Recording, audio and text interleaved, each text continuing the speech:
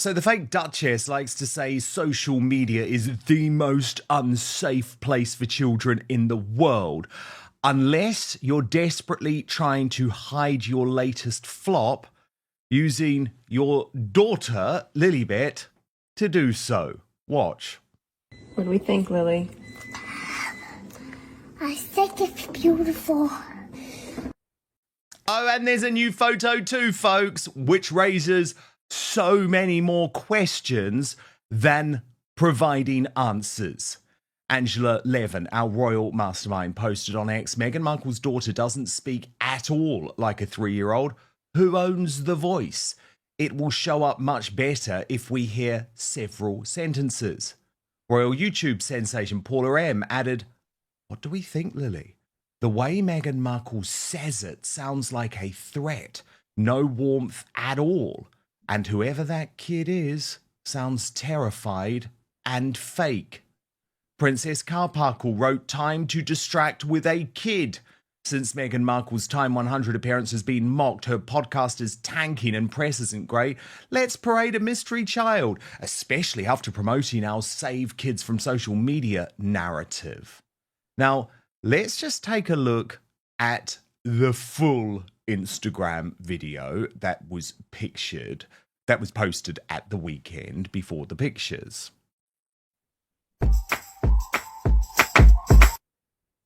And you would see that the pictures started a wholesome weekend.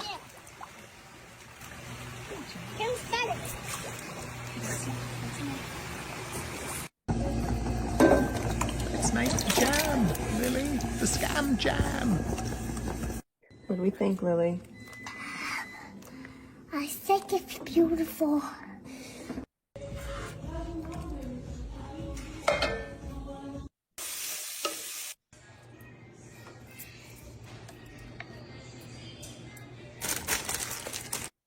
I mean, none of that looks beautiful to me, to be totally honest. Then we got the pictures posted on the grid. First up, so-called Prince Archie, then so-called Princess Lilibet with deflamed red hair. Brittany, editor of the Royal News Network. Okay, first up, this is clearly a distraction technique. We're not going to be distracted. We're going to come to the monumental flop that is Confessions of a Female Founder in just a moment. But what did you make of this? I mean, let's just assume for 1 second that these are genuine pictures and genuine voices.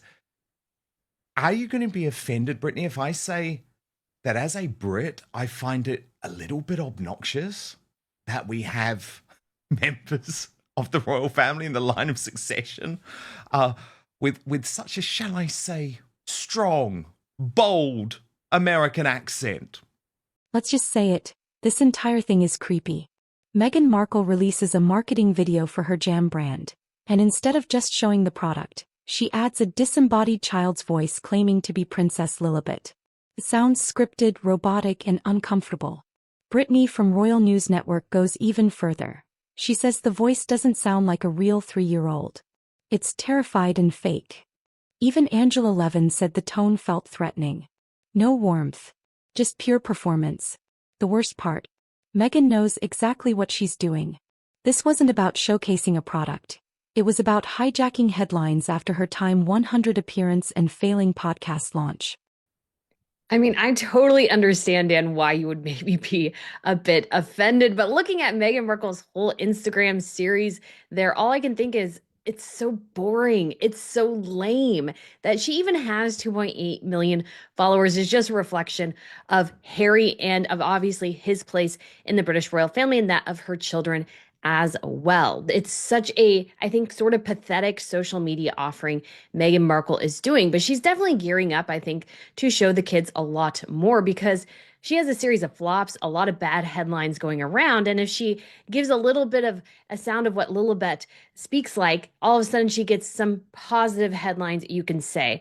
Although I will argue, she did. I mean, front page of the Daily Mail today. Look at this, Brittany. Front page of the Daily Mail in the UK, lapping it up. But surely there are more questions than answers, like why is Lily's hair color changing so rapidly? Why does the voice sound so fake? I mean, when you look at the kids, I've always been under a bit of the impression that Megan likes to use filters because I think Archie's hair maybe is a little bit more on the auburn spectrum than fire engine red.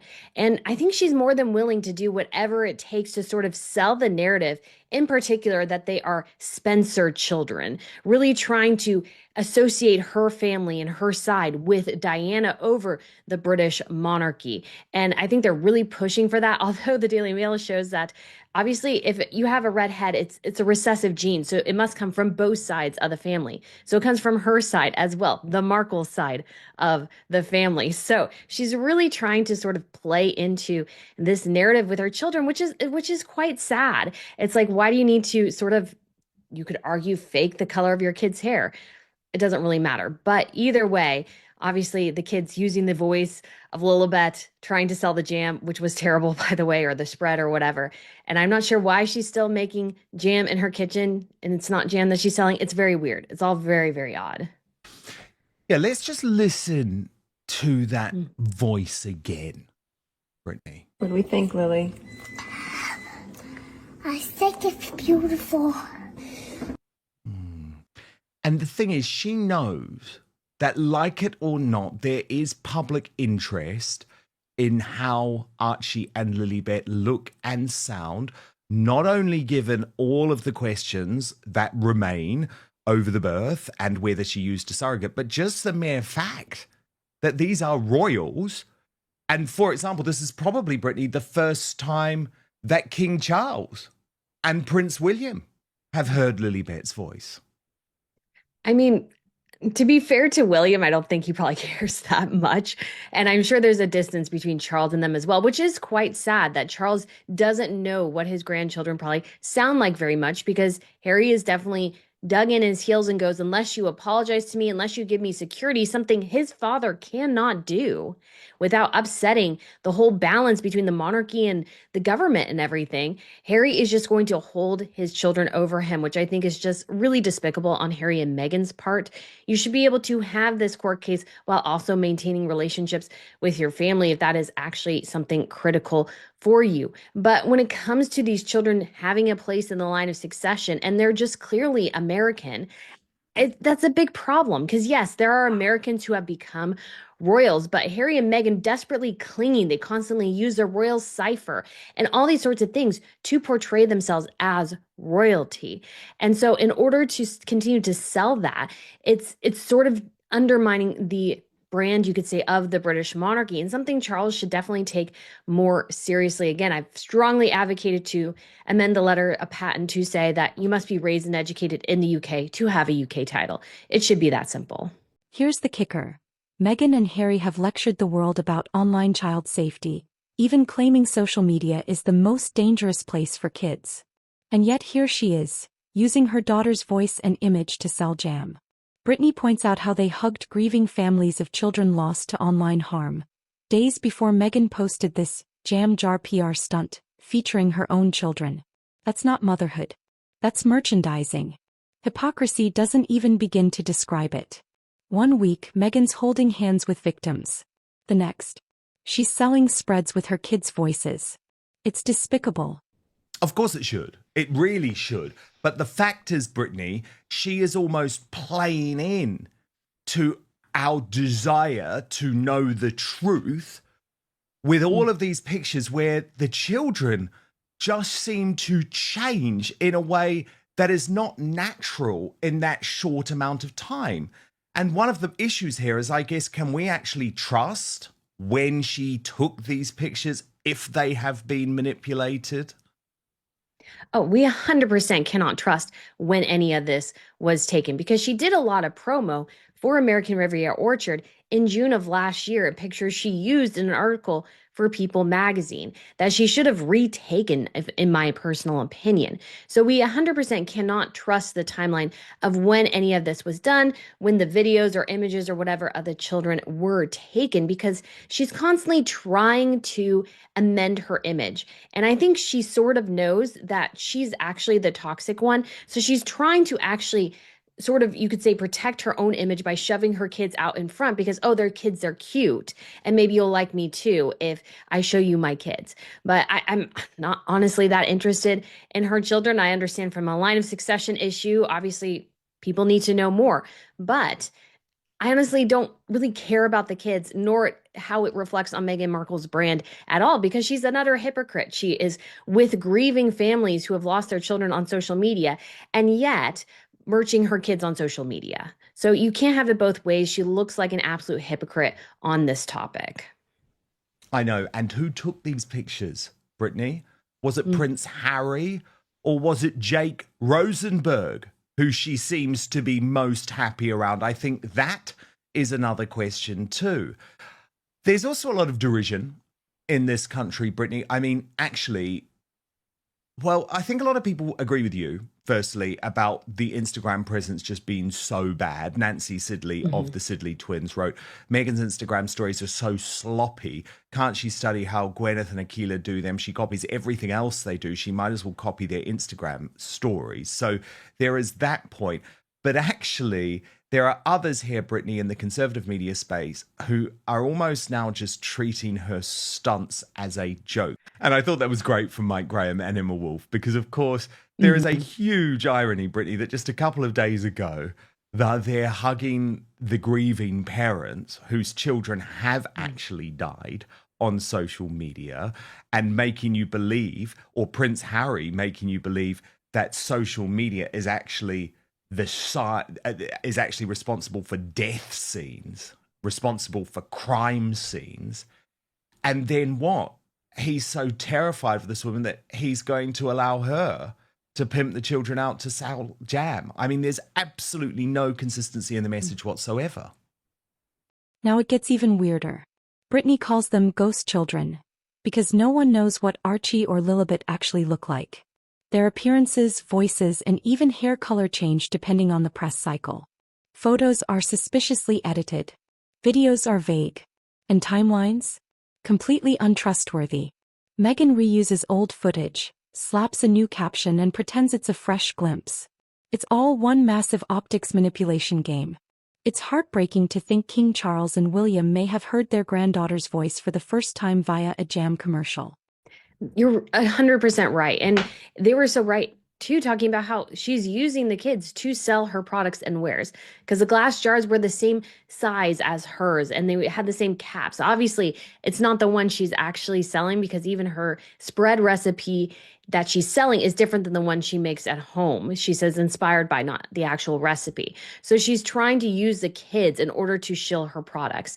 And after talking with families whose children have been lost to social media or the harms of it, which do exist, it's like then she's pimping the kids out on social media to sell her wares. So it's like, where's the line here? Because she's 100% making money off social media while also telling everyone, well, it's dangerous for you to be on it, or at least her husband is, and yet she's on it making money. So and obviously Instagram and everything are making money through her as well. So Harry and Meghan have no leg to stand on when it comes to social media safety issue. If they stood on their laurels, they would maybe have an Archwell one and that's it.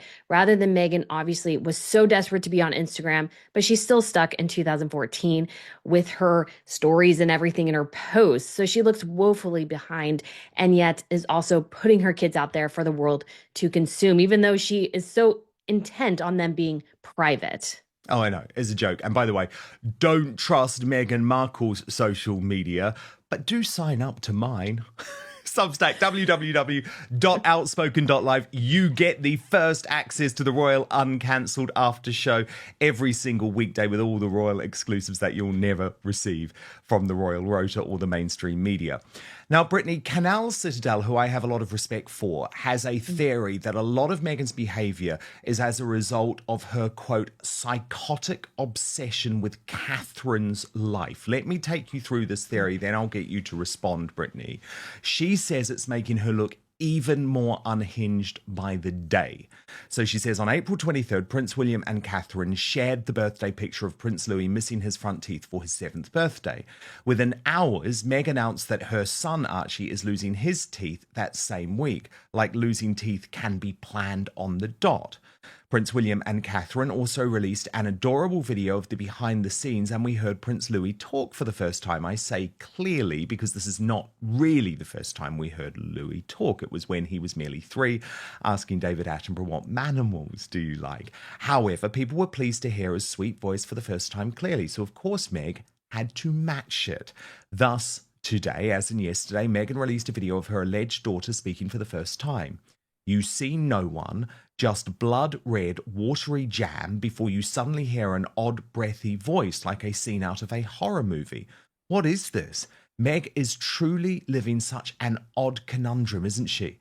On one hand, she said, lied, that she wants her children to have privacy and does not want 80 people in her kitchen, yet in action she continues to shove those children unnecessarily in the spotlight and continue to shove her kitchen in our face. So which is it?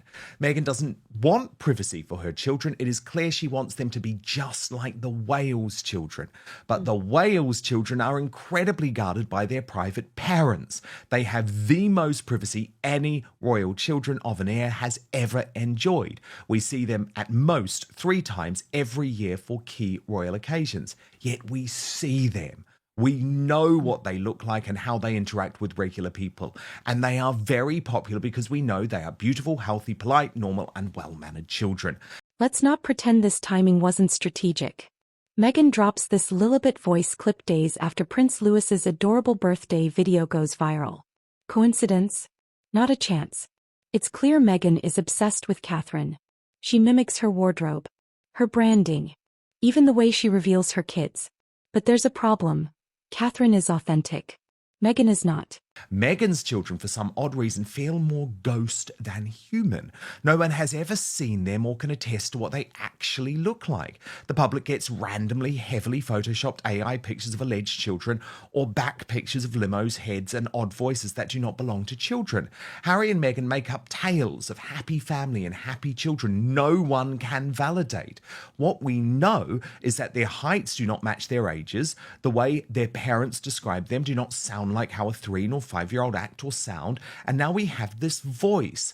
The worst part of this entire charade is that no one asked for any of this. She said her children needed privacy, and it is perfectly fine.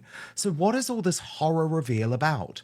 The conundrum Meg has is that she lives to be Catherine and she can never be her, no matter the cosplay and stalking. We know Catherine is a great and dedicated mother raising well-behaved and healthy children because we have witnessed William and her interact with their children publicly, and we saw how her children interact with people on walkabouts. Therefore, her motherhood is real, endearing, and relatable. Meghan's motherhood is akin to a James Herbert horror book. It is incongruous. It is unnatural. It has more question marks than a quiz. You get an odd feeling that something very sinister is laying underneath. Thus, no mother of a 3 or 5-year-old can actually relate to her because Meg is acting as someone who has never met a 3 nor a 5-year-old. And Brittany, I thought she made some really fair points there. Do you? I do think so as well. I'm not necessarily of the opinion that Meghan is trying to cosplay Catherine. What I do think, though, is Meghan is so frustrated, I think, to sort of realize the limitations of marrying the spare. She thought she got the huge bachelor, and then life sort of went off the rails for her. But when it comes to her motherhood, it is very, very odd. Like these little snippets, I don't think she's doing herself really publicly any favors by sort of making ghost children. I think that's a pretty good description of them because we don't see them. We get the odd disembodied voice now and then. And I've always been of the opinion if Meghan Markle wants to stand for having privacy for her children, yeah, you can do that, but you don't talk about them. You don't really show them. And it is odd that we don't really get too many reports of them outside the home. I mean, it's been sort of, I think, alluded to that Harry doesn't really like them outside the house because he's afraid that the paparazzi are going to pop out of a bush somewhere and get a picture of them. And so I think they spend a lot of time at the house. All their friends, I'm sure, have NDAs they have to sign. And so we really know nothing about these kids. The whereas prisoners. the Waleses, we know a ton. we see them interacting with their parents. We see their parents parenting them. It's hard for Harry and Meghan, I think, to talk about parenting because I've never seen them parent their children. I've hardly seen them interact in a video with their children. So it's very hard to even have that connection. Whereas Catherine and William, you can have a massive respect for them as parents because you've seen their kids act really well 9/10 of the time. You've seen a couple of bad behaviors here and there. But it's and you've adorable. seen Catherine and William deal with them. Exactly. Yes, It's so they're great adorable to parents. see that. We love those moments of Louis being a little bit boisterous, for Yes. example. By comparison, when Meghan was reading a book to Archie, it was like total disconnect because she's not a woman who does naturally connect with children. But look, I will just say one more time, and let's listen to it once more. Meghan, if you thought this was going to convince us, hell no. This is more a horror movie than something cute. Meghan's attempts at maternal warmth come off cold, awkward, and staged. That's not parenting, that's PR role-playing. Poor Harry. He looks like a hostage in every room Meghan walks into. He flies cross-country to watch her speak, claps on cue, smiles dead-eyed. Then he bolts to a Hollywood event. Alone. Britney says it best. Meghan wears the pants. Harry is now just a PR side piece. He has no job. No royal role. And at this point, no purpose except to carry Meghan's jam jars and pick berries for her brand. Even celebrities are mocking him now. Kurt Russell roasts him to his face, and you can see the humiliation in Harry's eyes. The living legend. Please. 11 minutes at an event doesn't make you a legend. It makes you a joke. Okay, it was also a very bizarre weekend for Prince Harry. So first up, we learn that he went all the way across the country to be in the presence of Meghan Markle for the Time event. And there is this cringeworthy footage that has just emerged of him clapping at the end again like a miserable hostage. I mean, hilarious, right, Brittany? And then he goes immediately to Los Angeles for the Legends of Aviation event, where Meghan doesn't return the favor, doesn't attend with him, and the timing couldn't be any worse because, as Meghan's mole pointed out, Prince William attending the funeral of Pope Francis, Prince Harry cracking jokes for Hollywood elites like a clown. What a difference. And I have to say, the appearance at the Legends of Aviation event, Brittany, was just so bad and so awkward for so many reasons. Now, firstly, he was barely there. I mean, the paparazzi picture literally shows him leaving after just 11 minutes. And the speech itself is incredibly uncomfortable for a whole load of reasons. So firstly, Brittany, we have Harry going off script and trying to do his jokey banter, but something just doesn't stick. Watch this. Hey everybody, feel like I picked the short straw. Not for being up here, but someone had to host a bunch of pilots and firefighters. That's where they are. There are five tables. I agreed with the organisers and a good idea. Let's get them along. But I did not agree to hosting 2 of the tables. Kurt, Morgan, thank you for the support. Appreciate it. Ladies and gentlemen, there are moments in life that reveal a great deal about who we are. I mean, Brittany, you can see the moment that he transitions from going off script to the auto cue because there was radio silence. You could have heard a pin drop in that room. There was like one woman giving a polite titter, but it wasn't funny. Like, was he trying to do that whole deprecating thing about pilots and firefighters because I'm one of you? Because it's like, Harry, you're not one of them. You're a privileged prince. And we know that you're not hosting the tables anyway because you left after 11 minutes. Exactly. And he sounds so bad. Like I had to gave a little bit of a giggle, not because he was funny, but because it was so awkward. Nobody was reacting. I wasn't even sure sometimes what he was trying to say or get across. And so he's not good, obviously, off script. And it probably didn't help that he had a little bit of jet lag. It takes, 5 to 6 hours to travel across the United States via plane, even if you have a direct flight. And so this is sort of just wholly very, very awkward. And he sounds sort of ridiculous. And he just looks farcical at this type of event. And he's just there literally to get people into the seats to make money for the organization. That's like the only reason they gave him this award, not because he deserves it, not because they actually think he's a living legend, but just because, oh, hey, if we put this guy in here, he might make us some money. Meghan Markle is spiraling. Her podcast flopped. Her Time 100 invite was bought through PR. Her brand launch was a gimmick. No. She's using her kids as content bait. As Britney says, we've seen the tactic. Leak a little voice here, show a photo there, and boom, positive headlines. But the truth? The public sees through it. Her brand isn't inspiring. It's artificial, tone-deaf, and exploitative. This isn't royal PR. This is reputation sabotage. Totally. Then, Britney, he goes back onto script, and it's a very typical Prince Harry speech. But again, something about it didn't sit right with me. And Britney, that line was so interesting to me. Those who don't ask for attention or recognition are the people who need it most. And isn't it fascinating, because Prince Harry has just spent the last number of years constantly asking for recognition and attention, including, by the way, in his ludicrous security case versus the British government, and he doesn't need it. I thought, gosh, you're so tone deaf. You're not listening to your own words and thinking how it could apply to your way of living.